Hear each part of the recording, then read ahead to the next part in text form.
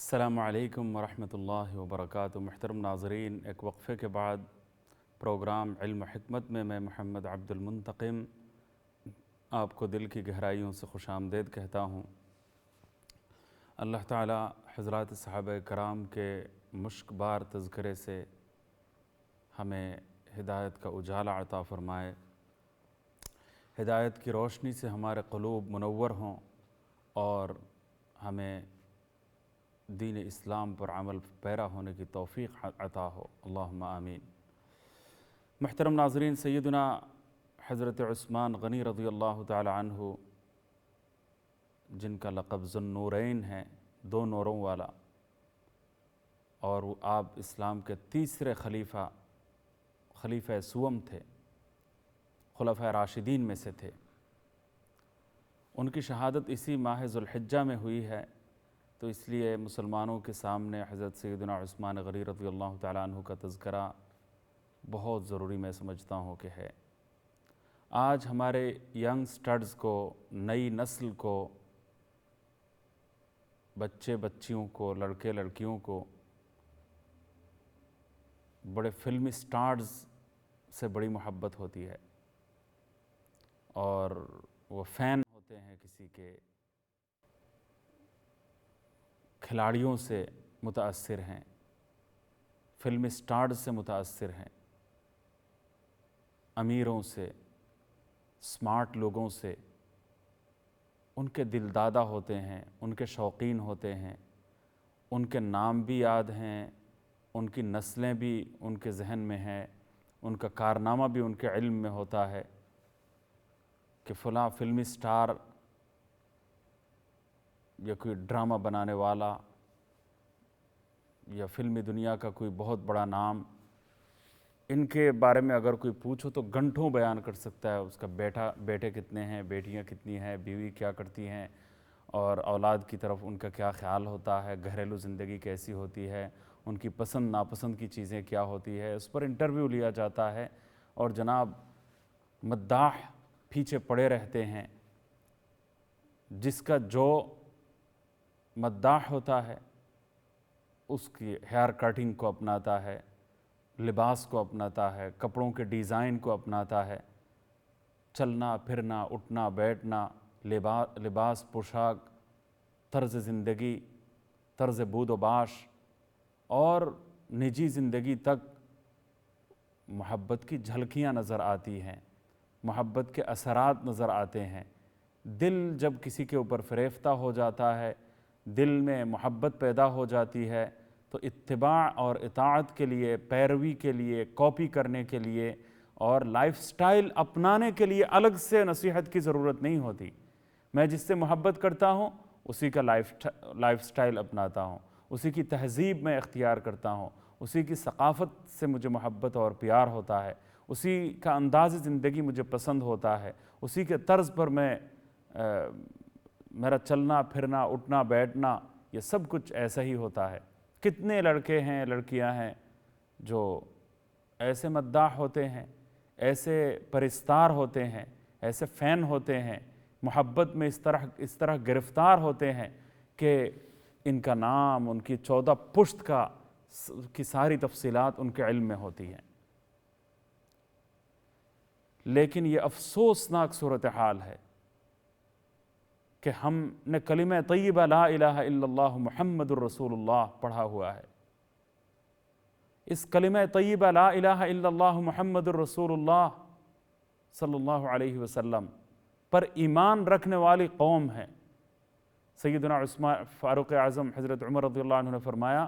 کہ نحن قوم اعزنا اللہ بالاسلام، ہم ایک ایسی قوم ہے کہ جس کو اللہ تعالیٰ نے اسلام کے ذریعے شرف عطا کیا، عزت بخشی، مقام ارفع سے نوازا۔ اس کا کیا مطلب ہے کہ اسلام کے وہ لوگ جو مصلحین، مجددین، صحابہ کرام، خلفائے راشدین، تابعین، تبع تابعین، ائمہ مجتہدین، مجتہد امام، فقہاء کرام،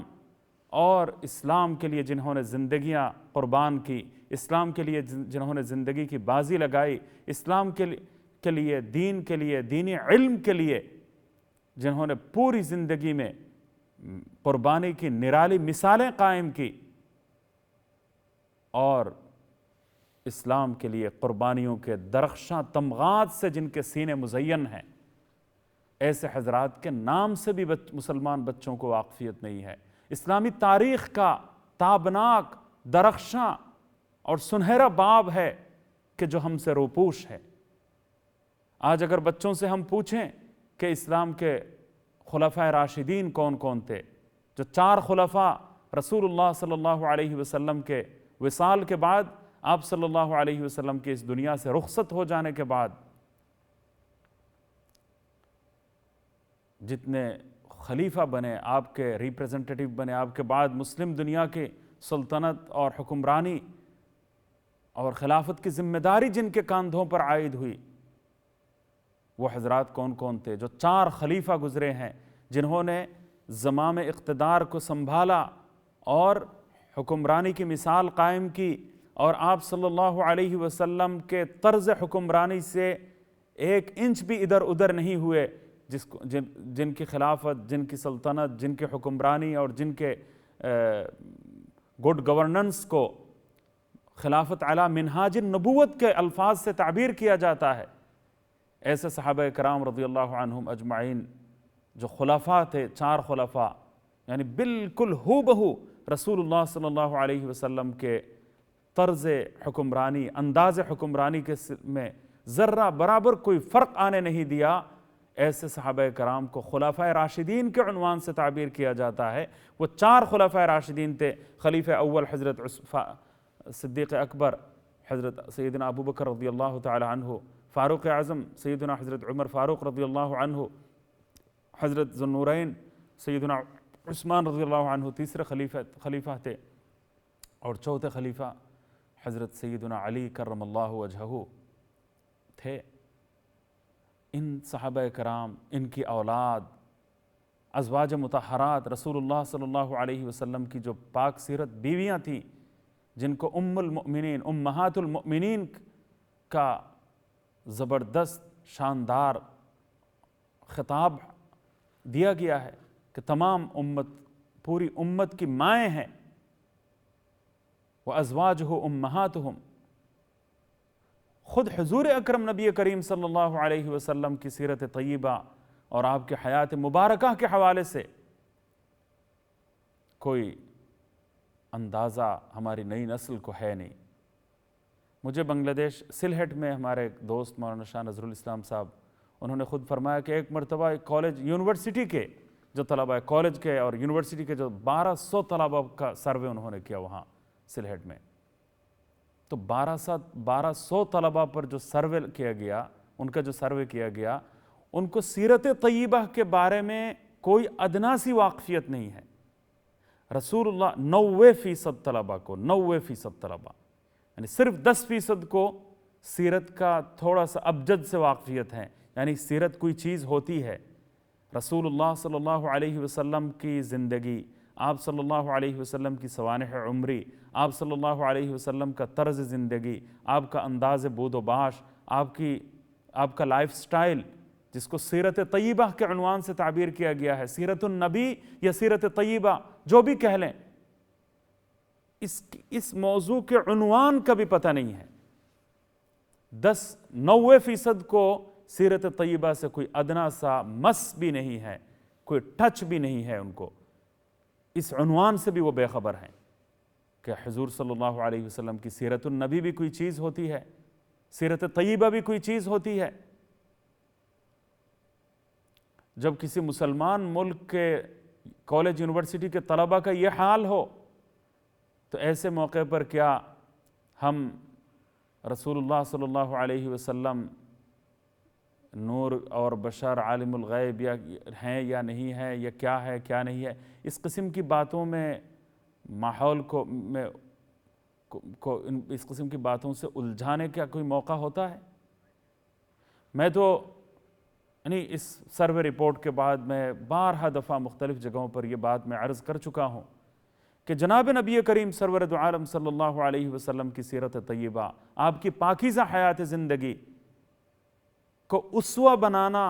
اور اس کو فالو کرنا، اس کا مطالعہ کرنا اور اس کی ایک ایک چیز کا جائزہ لینا اور پھر ہماری زندگیوں کو اس کے ساتھ ملانا، اور پھر آپ صلی اللہ علیہ وسلم کی سنت، آپ کی عادت، آپ کی عادات مبارکہ، آپ کے انداز، آپ کے اطوار، آپ کے اقوال، آپ کے افعال، آپ صلی اللہ علیہ وسلم کے اعمال کی پیروی کے سلسلے میں، ہو بہو نقل کرنے کے سلسلے میں، سنت کی پیروی کے سلسلے میں جس قوم میں کوئی شعور نہیں ہے، کوئی شعور اجاگر نہیں ہے، کوئی بیداری نہیں ہے، اور سیرت طیبہ کے ابجد سے بھی کالج یونیورسٹی کے طلبہ واقف نہیں ہیں، ایسی قوم میں اختلافی مسائل کو، چند ایک اختلافی مسائل کو ہوا دے کر، چند ایک فروعی مسائل کے علمی اختلافات کو ہوا دے کر پوری قوم میں ایک ارتعاش پیدا کرنا اور لڑائی جھگڑے کی فضا پیدا کرنا، یہ اتنا بڑا ایک یعنی خودکشی کے مترادف ایک فیصلہ ہے۔ امت کو آپ صلی اللہ علیہ وسلم کی سیرت طیبہ کی ابتدائی معلومات سے آگاہ کرنا، یہ ہمارا فرض بنتا ہے، یہ ہماری ذمہ داری بنتی ہے۔ آج فلمی سٹارز اور بڑے بڑے کھلاڑیوں اور مختلف میدانوں میں کارنامے سر انجام دینے والے، کھیل کود کے میدان میں، تہذیب اور ثقافت کے عنوان سے بے حیائی اور فحاشی کے میدان میں جنہوں نے اپنے کارنامے انجام دیے ہیں اور جنہوں نے کوئی نام کمایا ہے، ان کی نقالی، ان کی ادا سے ہمارے بچے واقف ہیں، اور ان کی ایک ایک بات کو نقل کرتے ہیں، ایک ایک ادا کی نقل اتارتے ہیں، اور ان کی پیروی کو باعث عز و سعادت سمجھتے ہیں، اور ہیں کلمہ طیبہ لا الہ الا اللہ محمد الرسول اللہ پڑھنے والے۔ آج ضرورت اس بات کی ہے کہ اسلامی تاریخ کا باب کھولا جائے، رسول اللہ صلی اللہ علیہ وسلم کی سیرت طیبہ کا چرچا گھر گھر کیا جائے۔ مفتی محمد شفیع صاحب رحمۃ اللہ علیہ نے اردو میں سیرت خاتم الانبیاء کے نام سے چھوٹی سی کتاب اسی مقصد کے لیے لکھی ہے کہ پوری سیرت طیبہ، رسول اللہ صلی اللہ علیہ وسلم کی زندگی کا نہایت جامع بہترین خلاصہ اس طرح ایک چھوٹی سی کتاب میں آ جائے کہ چند نشستوں میں اس کتاب کو ختم کیا جا سکے، گھروں میں پڑھا جا سکے، اور ابتدائی اور ضروری اور بنیادی ساری معلومات سیرت طیبہ کے حوالے سے ہر مسلمان کو معلوم ہو۔ چنانچہ تمام دینی مدارس میں مفتی محمد شفیع صاحب رحمۃ اللہ علیہ کی کتاب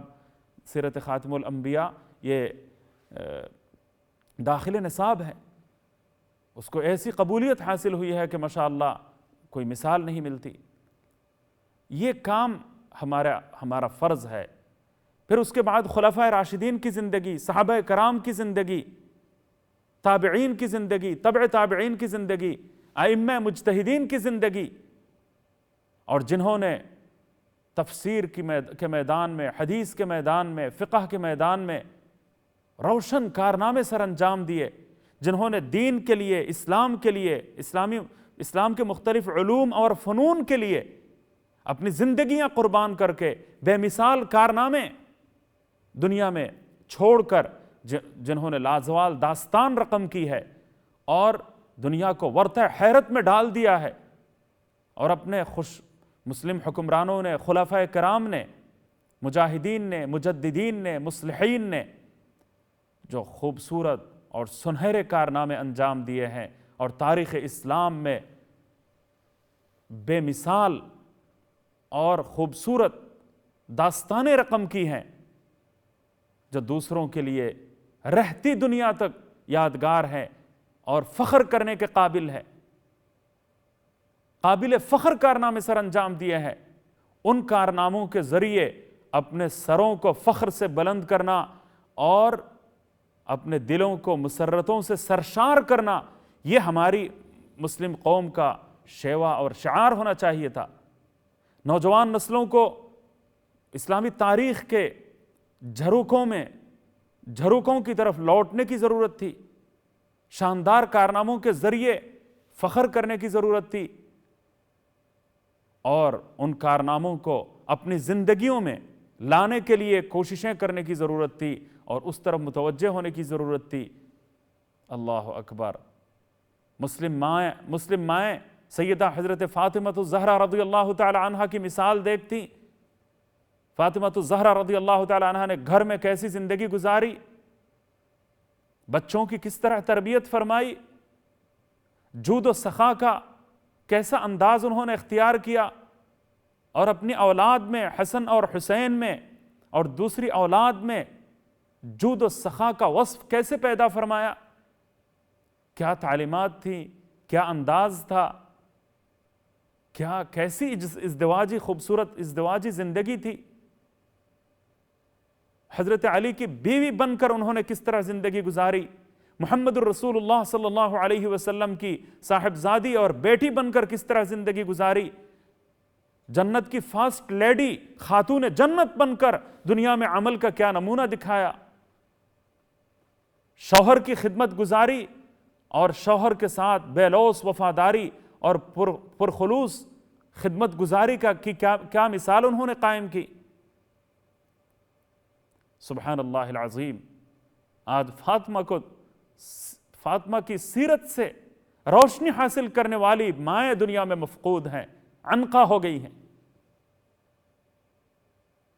آج سیرت عائشہ صدیقہ کو دیکھنے والا کوئی نظر نہیں آتا۔ ازواج مطہرات اور امہات المؤمنین نے اپنی زندگیاں کس طرح صرف کی تھیں، کس طرح انہوں نے زندگیاں گزاری تھی، اس کے بارے میں کوئی توجہ نہیں ہے۔ میں نے سیدنا حضرت عثمان غنی رضی اللہ تعالیٰ عنہ کی زندگی کا تذکرہ میں نے آج تھوڑا سا اس لیے کیا کہ ان کی زندگی کی طرف بھی پلٹ کر ہمیں رجوع کرنے کی ضرورت ہے۔ اللہ اکبر، جود و سخا کا علم لیے ہوئے تھے، اسلام کے لیے اپنا جان بھی قربان کی، مال بھی قربان کیا، اور اتنا زیادہ قربان کیا کہ رسول اللہ صلی اللہ علیہ وسلم نے فرمایا کہ عثمان کے مال سے جو فائدہ مجھے پہنچا ہے کسی اور کے مال سے اتنا فائدہ نہیں ہوا۔ مدینہ منورہ میں ہجرت کر کے جب تشریف لے گئے، حضرت عثمان نے تو ڈبل ہجرت کی ہے، ذو النورین بھی تھے اور ڈبل ہجرت والے بھی تھے۔ حبشہ کی طرف بھی آپ نے ہجرت فرمائی اور مدینہ منورہ کی ہجرت کی سعادت بھی آپ کو حاصل ہوئی۔ وہاں جانے کے بعد تمام مسلمانوں کے لیے، مہاجرین کے لیے پانی کا مسئلہ سب سے بڑا مشکل مسئلہ بنا ہوا تھا، پریشان کن صورتحال تھی۔ ایک ہی کنواں تھا، ایک غیر مذہب رکھنے والے انسان کی ملکیت میں وہ کنواں تھا، اور وہ بیچنے کے لیے بھی تیار نہیں ہوتا تھا۔ مسلمانوں کے لیے پانی کا مسئلہ سب سے بڑا مشکل مسئلہ بنا ہوا تھا۔ حضور صلی اللہ علیہ وسلم نے اس موقع پر اعلان فرمایا تھا کہ جو اس کنویں کو خرید کر مسلمانوں کے لیے وقف کر دے گا، جنت اس کے لیے واجب ہو جائے گی۔ پانی کا مسئلہ جو حل کر دے گا، جنت اس کے اوپر واجب ہے۔ اب وہ سینکڑوں کنووں کی قیمت لگا بیٹھا ہے، وہ تو بیچنے ہی کے لیے تیار نہیں ہے، زیادہ سے زیادہ قیمت دی جائے، کئی گنا زیادہ قیمت دی جائے، پھر بھی دینے کے لیے تیار نہیں۔ حضرت عثمان غنی رضی اللہ تعالی عنہ نے اس کے لیے جو حربہ اختیار کیا تھا، سبحان اللہ، وہ اس فضیلت کو حاصل کرنے کے لیے ایک لازوال ایک مثال انہوں نے قائم کی، ایسی مثال قائم کی کہ اس پر عثمان پر سب کچھ فریفتہ کرنے اور قربان کر دینے کو جی چاہتا ہے۔ وہ حربہ میں وقت لگ جائے گا زیادہ، میں کسی وقت بتاؤں گا۔ ایسا حربہ، ایسا انداز، ایسی کیفیت اختیار کی کہ وہ خرید کے بالآخر مسلمانوں کے حق میں آیا۔ اس کی پوری ایک داستان ہے، پوری ایک تفصیل ہے، اس کو ذرا ٹھیک سے بیان کرنے کی ضرورت ہے۔ سبحان اللہ العظیم، یہ فضیلت سیدنا عثمان غنی رضی اللہ تعالیٰ عنہ نے حاصل فرمائی۔ آپ عشرہ مبشرہ میں سے تھے۔ رسول اللہ صلی اللہ علیہ وسلم نے سب سے پہلے حضرت رقیہ کی شادی آپ سے کی۔ حضرت رقیہ کی وفات جب ہوئی، بیمار تھیں آپ، تو اس وقت ان کی تیمارداری کی وجہ سے جنگ بدر میں شرکت نہ ہو سکی، اور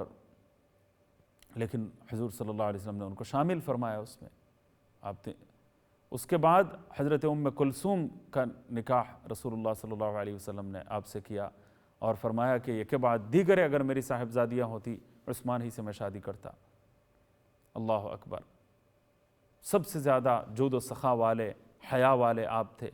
آپ صلی اللہ علیہ وسلم نے فرمایا کہ ناحق عثمان کو فتنوں کے زمانے میں ناحق شہید کیا جائے گا، یہ پیشن گوئی آپ نے فرما دی تھی۔ مدینہ منورہ سے ایسی محبت، رسول اللہ صلی اللہ علیہ وسلم کے شہر کی حرمت اور عظمت دل میں ایسی جاگزیں تھی کہ فرمایا کہ تاریخ میں مسلمانوں کے درمیان تلوار ٹکرانے اور مسلمانوں کا خون بہانے کا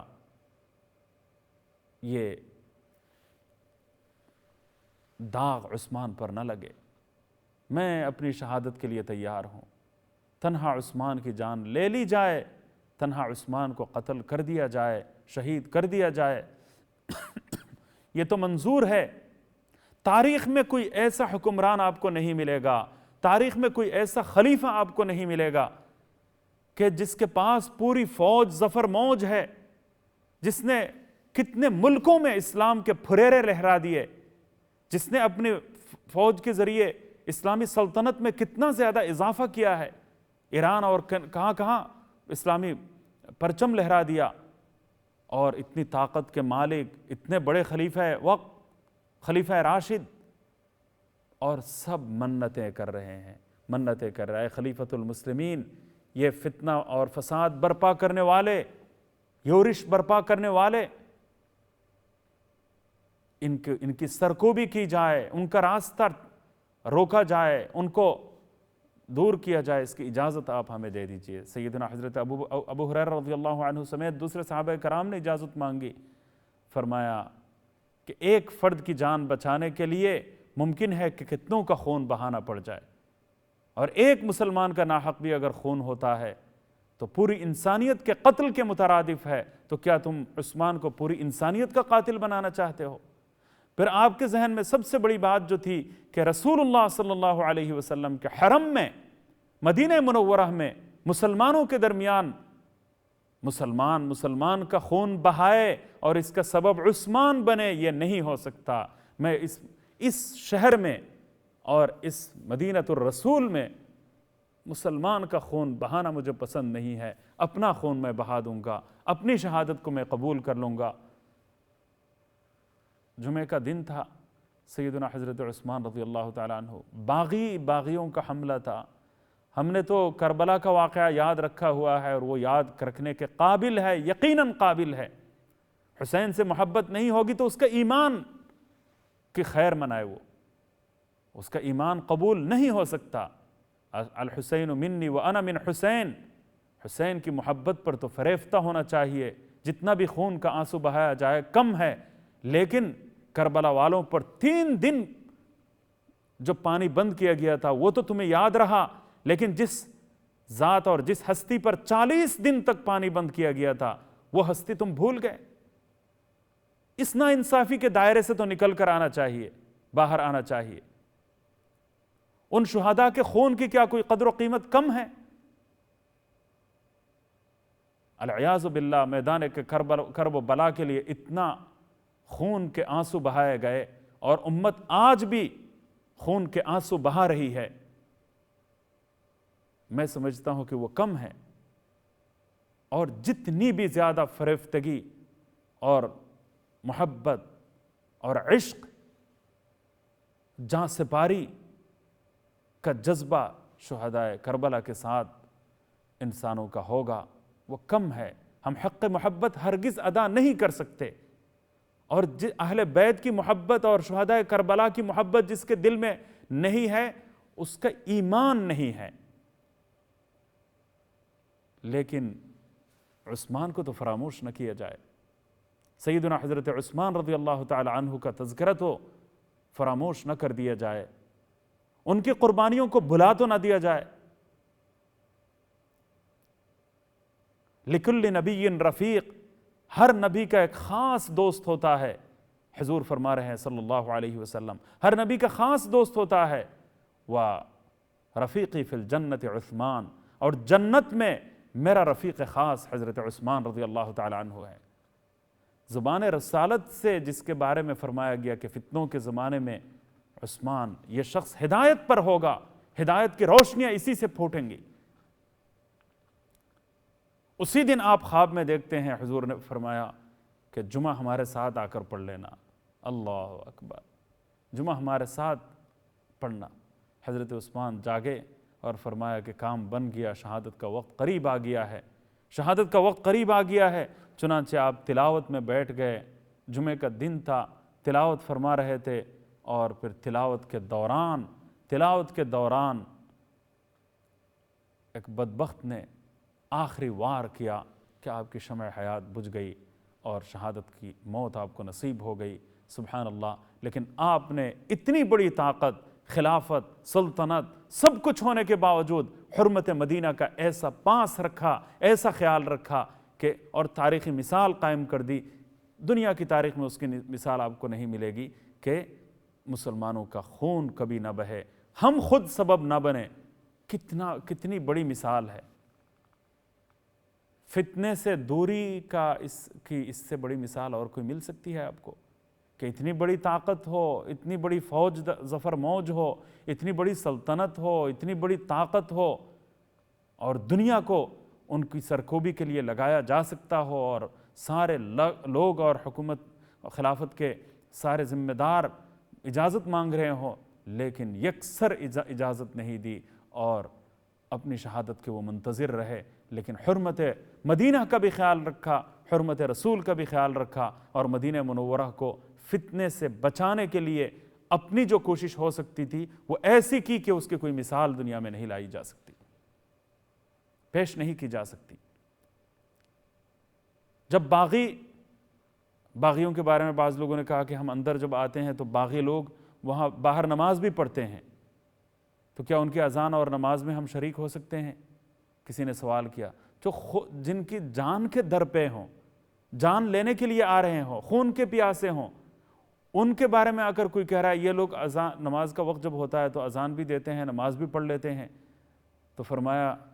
تو ہم کیا کریں؟ کیا ان کے ساتھ شریک ہو سکتے ہیں؟ کوئی اور ہوتا تو پتہ نہیں کیا کچھ کرتا، کیا کچھ کہتا۔ سیدنا عثمان غنی رضی اللہ عنہ نے فرمایا ان احسنوا فاحسن معهم وان اساءوا فاجتنب اساءتهم۔ اگر وہ اچھے کام کرتے ہوں، اچھا کام کر رہے ہوں، نیک عمل کر رہے ہوں، تو ان کے ساتھ اچھا کام کرنے میں کوئی حرج نہیں ہے۔ آپ نماز پڑھ رہے ہیں تو نماز پڑھنے میں آپ شریک ہو سکتے ہیں ان کے ساتھ، اور اگر کوئی برا کام کر رہے ہیں اس برے کام سے اجتناب بڑھتا جائے، برے کام سے اپنے آپ کو روک کے رکھیں، اجتناب بڑھتے۔ تو میرے استاذ محترم حضرت مفتی تقی عثمانی صاحب، وہ بھی سیدنا عثمان غنی رضی اللہ عنہ کے سلسلہ نسب سے تعلق رکھنے والے بزرگ ہیں، فرمایا کہ ایسا متوازن، ایسا معتدل متوازن جملہ کسی خلیفہ راشد ہی کی زبان سے نکل سکتا ہے۔ سبحان اللہ۔ سیدنا عثمان غنی رضی اللہ تعالیٰ عنہ کی اتنی زیادہ فضیلتیں ہیں، جود و سخا، حیا، شرمساری، ندامت، پھر اتنی فضیلتیں کہ رسول اللہ صلی اللہ علیہ وسلم نے بہت ساری فضیلتیں بیان کی ہیں۔ ان فضیلتوں کو حاصل، بحری بیڑے میں شریک ہونا، ان تمام چیزوں کو حاصل کرنے کے لیے ایسی وارفتگی تھی، ایسا عشق تھا، ایسا جنون تھا، ایسی جہاں سپاری تھی، اور جد و جہد ایسی تھی، پھر صلح صفائی تھی، امن کے لیے کوششیں تھیں، اور مثال حکمرانی کا اعلیٰ ترین نمونہ تھا کہ دنیا ان کی بلائیں لیتی رہیں گی، اور جو بھی ان کی پیروی کرے گا وہ ہدایت پر ہوگا۔ اللہ تعالی ہمیں صحابہ کرام حضرت عثمان رضی اللہ عنہ کے ساتھ خصوصی محبت نصیب فرمائے، اور ان کی اتباع کی توفیق سے ہمیں مالا مال فرمائے۔ آج پروگرام کا وقت اختتام کو پہنچ گیا، اجازت چاہتا ہوں، دعاؤں کی درخواست ہے۔ السلام علیکم ورحمۃ اللہ۔